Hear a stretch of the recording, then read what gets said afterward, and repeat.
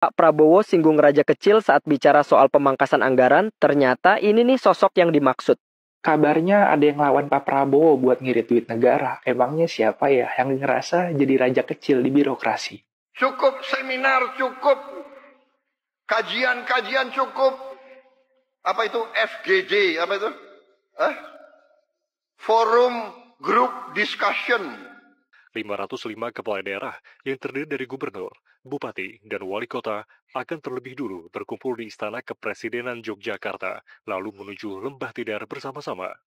Ya konsekuensinya pasti banyak penentangan. Orang yang sudah terbiasa teken proyek gede-gede ya, waduh proyek gue hilang nih kan.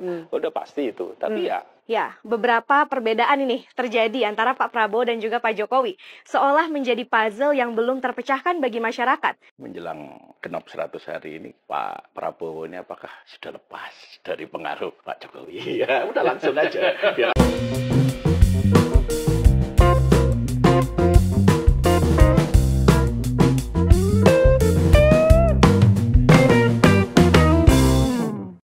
Assalamualaikum warahmatullahi wabarakatuh. Shalom, Om Swastiastu, Namo Buddhaya, salam kebajikan. Kembali lagi dengan saya di sini Leonardo Sirait di channel kesayangan kita ini Sirait Media. Oke kawan-kawan, kembali lagi dengan saya di sini. Ya, buat teman-teman yang baru kenal channel ini, tolong bantu klik tombol subscribe ya dan share video ini karena kita akan membahas salah satu pembahasan yang menarik tentang yang lagi viral ya teman-teman. Di sini ada raja kecil yang menghalangi kebijakan Prabowo. Siapa dia gitu ya? Itu saya bikin judulnya, siapa dia gitu ya.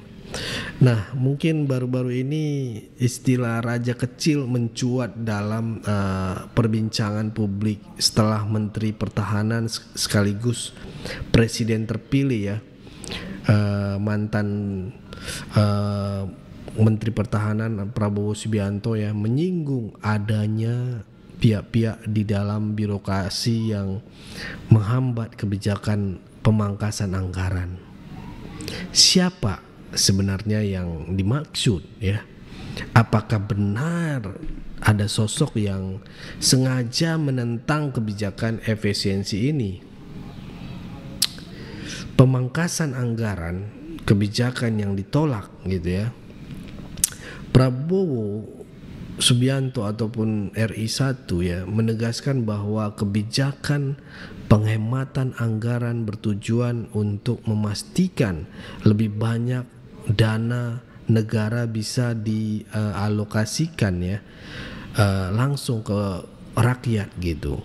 Fokus utamanya adalah memangkas pengeluaran yang dianggap tidak esensial gitu ya, seperti perjalanan dinas yang berlebihan gitu dan acara seremonial yang memboroskan anggaran negara gitu.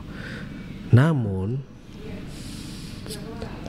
upaya ini tidak berjalan mulus. Ya iya dong, susah lah. Susah, pasti ada oknum orang-orang yang tidak suka pastinya gitu ya. Ada pihak-pihak yang menolak langkah ini yang oleh Prabowo disebut sebagai rakyat kecil atau raja kecil ya. Raja kecil gitu. Sosok ini diduga memiliki kekuatan dalam birokrasi ya dan merasa terganggu dengan pemangkasan anggaran yang diberlakukan ini ya, yang mulai di pengurangan ini. Beberapa pihak menduga bahwa raja kecil ini adalah mereka yang selama ini menikmati keuntungan dari sistem lama. Ini keren nih teman-teman. Siapa yang termasuk raja kecil? Itu jadi pertanyaan kita, ya kan?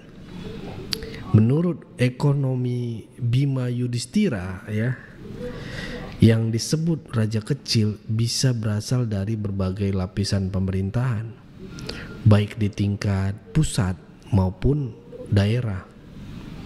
Kepada daerah atau kepala daerah atau pejabat kementerian hingga anggota DPR bisa termasuk dalam kategori ini jika mereka menolak kebijakan pemangkasan anggaran yang dicanangkan Pak Prabowo ya. Beberapa analisa politik menyebut bahwa sistem birokrasi yang sudah lama terbentuk memang sulit untuk diubah. Kepentingan politik ya, ekonomi dan bahkan jaringan bisnis tertentu bisa menjadi faktor yang membuat beberapa pihak enggak menerima kebijakan baru. Nah, dampak penghematan anggaran salah satunya tujuan utama kebijakan ini adalah mengalihkan dana negara ke sektor-sektor yang lebih membutuhkan seperti ya pendidikan dan kesejahteraan rakyat. Contohnya Pak Prabowo ingin memastikan lebih banyak sekolah diperbaiki dan program makan gratis berjalan bagi anak-anak bisa berjalan dengan baik gitu ya. Nah, saat ini ada lebih dari 330.000 sekolah yang memerlukan perbaikan. Tetapi dana yang tersedia hanya cukup untuk menangani sekitar 20.000 sekolah. Ya, jika efisiensi yang diperbaiki bisa lebih banyak sehingga kualitas pendidikan lebih meningkat. Selain itu, kebijakan ini juga diharapkan bisa membantu mengurangi ketimpangan sosial ya, dengan meningkatkan kesejahteraan masyarakat secara langsung. Namun dengan adanya perlawanan dari raja kecil ya, implementasi kebijakan ini menjadi sulit ya. Salah satunya yaitu retreat kepala daerah, upaya menyatukan visi misinya susah gitu ya. Bagian dari strategi untuk menyelaraskan kebijakan pusat dan daerah, pemerintah mengadakan pembekalan bagi 505 kepala daerah di Akademi Militer atau Akmil Magelang ya. Sama seperti saat yang waktu kemarin menteri kemarin ya. Ini merupakan kelanjutan dari program serupa yang sebelumnya diadakan untuk para menteri ya. Melalui retreat ini diharapkan para kepala daerah bisa memahami visi nasional yang sedang dicanangkan dan tidak lagi menghambat kebijakan yang dibuat pemerintah pusat. Namun, apakah ini cukup? Apakah ini cukup efektif untuk mengatasi perlawanan dari raja kecil? Tantangan dari kritik mereka pasti banyak, ya. Masyarakat juga banyak yang nggak terima juga. Tantangan banyak sekali yang dilalui. Kebijakan pemangkasan anggaran tentu tidak lepas dari kritik. Banyak pihak yang merasa bahwa langkah ini justru bisa menghambat proyek-proyek besar yang dirancang sebelumnya gitu ya. Beberapa kelompok yang terbiasa dengan anggaran besar tentu merasa dirugikan dengan adanya kebijakan ini ya.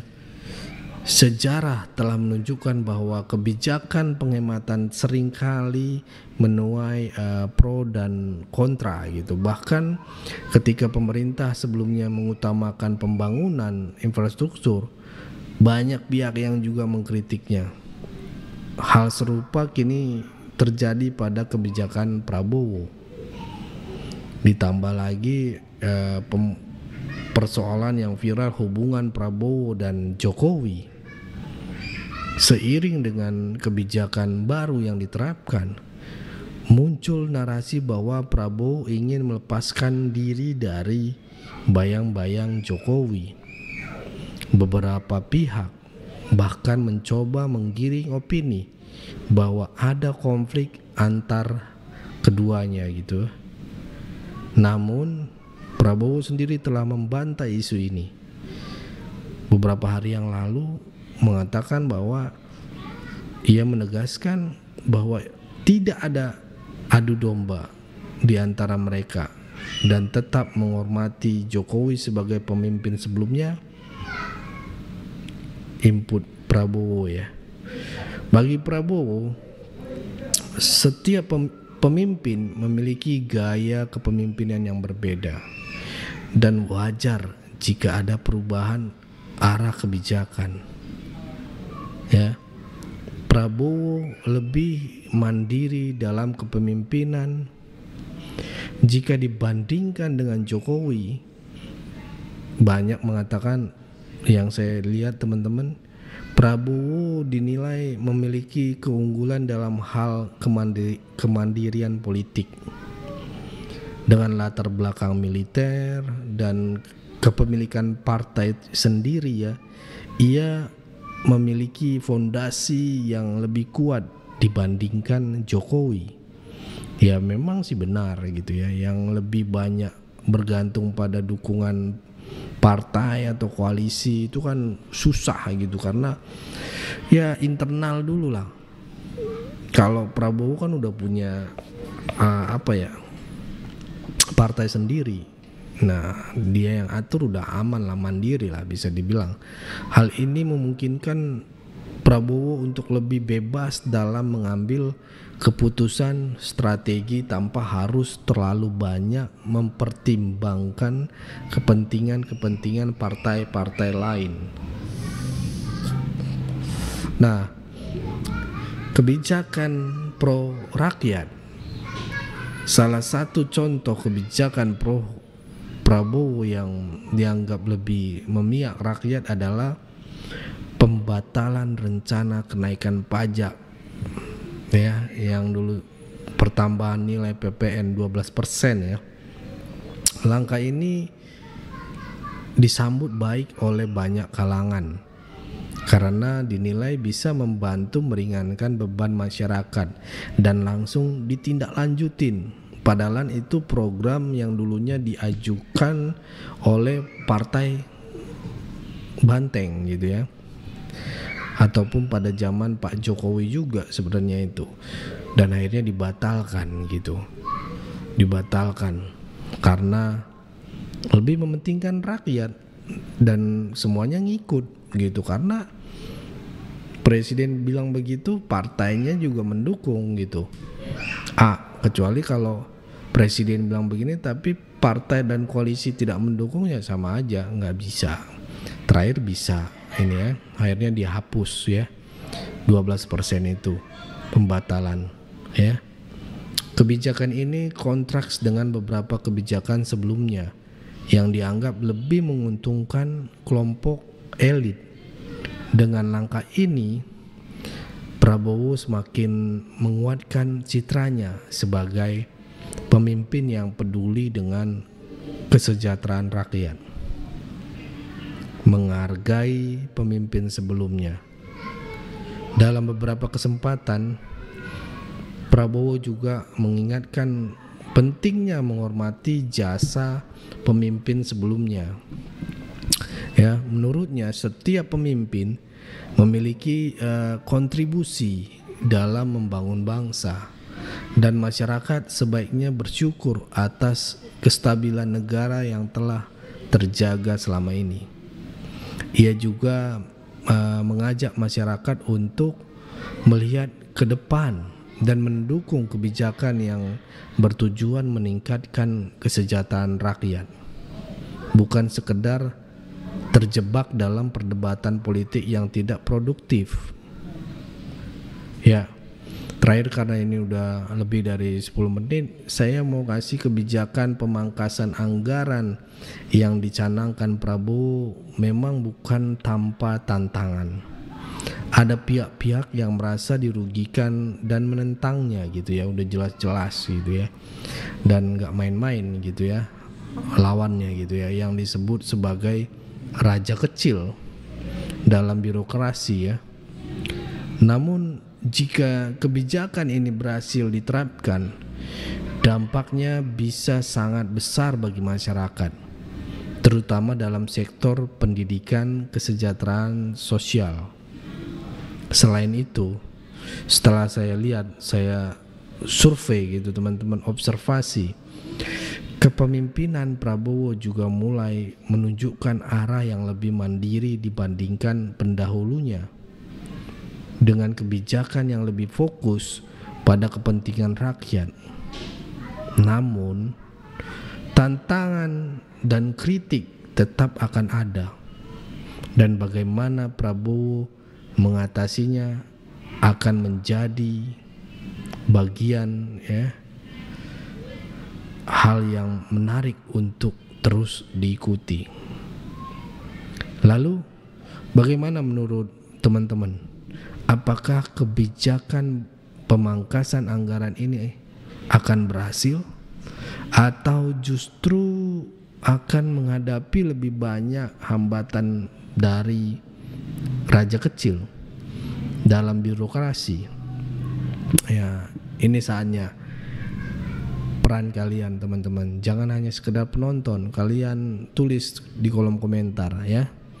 Jangan lupa untuk like, share, dan subscribe agar semakin banyak orang yang bisa berdiskusi mengenai topik ini. Mari kita bertukar pandangan dan lihat bagaimana kebijakan ini akan berdampak bagi kita semua. Mungkin itu aja dari saya Leonardo Sirait. Jangan lupa untuk like video ini, dan juga teman-teman yang baru kenal, salam kenal.